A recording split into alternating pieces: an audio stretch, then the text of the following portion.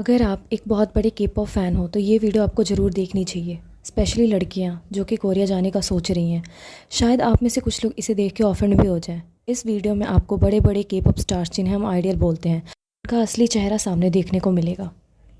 Burning Sun case, also known as Burning Sun scandal.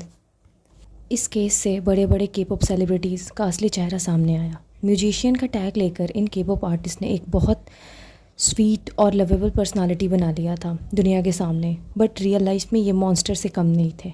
इन लोगों ने real life में लड़कियों को सेक्सुअली असॉल्ट किया एंड उनकी वीडियोस तक बनाई एंड उसे ग्रुप चैट में सेंड भी करा। एक बहुत ही ज़्यादा डिस्टर्बिंग केस है। जब ये केस साउथ कोरिया के सामने आया तो साउथ कोरिया की पूरी पब्लिक, पूरी जनता चौकन्ना रह गई। जिस केस में पुलिस भी इन्वॉल्व थी। इस इंसिडेंट की शुरुआत होती है फरवरी 2018 से। फरवरी 2018 में सियोल के गंगनम डिस्ट्रिक्ट में सेयोंगरी बिग बैंग का एक बहुत फेमस मेंबर था। उसने एक क्लब खोला।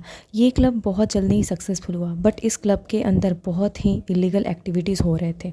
ये क्लब सामने से तो अच्छा था, बट इसके अंदर बहुत ही illegal activities and drug supplies हो रही थी। इस केस की शुरुआत हुई 2019 में, जब साउथ कोरिया के एक न्यूज़ चैनल ने एक वीडियो दिखाया जिसमें बर्निंग सन क्लब में एक आदमी को मारा जा रहा था। वो आदमी वहाँ का ही नेटिजन था जिसने उस क्लब में एक लड़की को सेक्सुअली असॉल्ट होने से रोकने के लिए स्टेप लिया। इन इंसिडेंट्स के बाद पुलिस वहाँ आई और उसने उस आदमी को ही अरेस्ट कर लिया और उस पर फेक एलिगेशंस लगा के उसे प्रिजन में डाल दिया। इस इंसिडेंट्स के बाद बाकी लड़कियाँ भी सामने आके कंप्लेंट करी। इंसिडेंट के बाद ये नेशनल न्यूज़ बन गया और अब उन सेलिब्रिटीज़ को कोई नहीं बचा सकता था, क्योंकि इससे पहले जब भी उन सेलिब्रिटीज़ के अगेंस्ट में लड़कियां कंप्लेन करने जाती तो पुलिस वाले ही उन्हें उनके स्टेटमेंट को लिखते नहीं या फिर केस फाइल नहीं करते। वैसे मैं एक चीज़ आपको बता दूं, जो लड़कियां क्लब्स वगैरह जाती हैं ये उनके लिए है। अगर आपको कोई ड्रिंक ऑफ़र करता है तो बी केयरफुल, क्योंकि उसमें ड्रग्स या कोई मेडिसिन पिल्स वगैरह हो सकते हैं जिससे आप बेहोश हो सकते हो।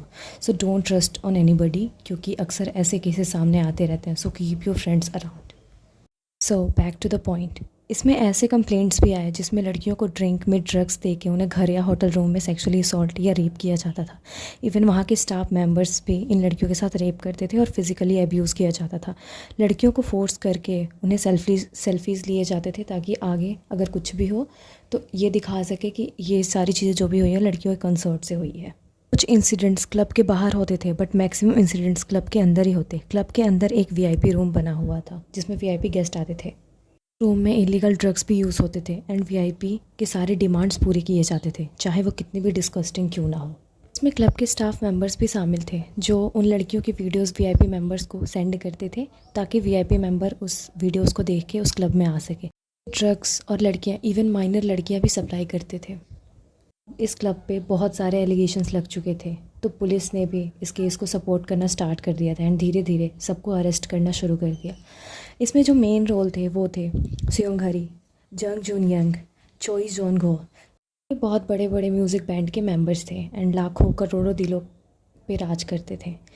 इन लोगों ने वीआईपीज़ के लिए प्रोस्टिट्यूट तक अरेंज करा था उस कैफ़े में। केस के बाद इन आइडियल्स को यही कुछ 4 या 5 साल की सज़ा मिली, बट बाद में इसे और कम कर दिया गया। आप क्या सोचते हो, इतने बड़े इंसिडेंट, इतना बड़ा केस करके इतने कम उम्र की सज़ा मिलनी चाहिए?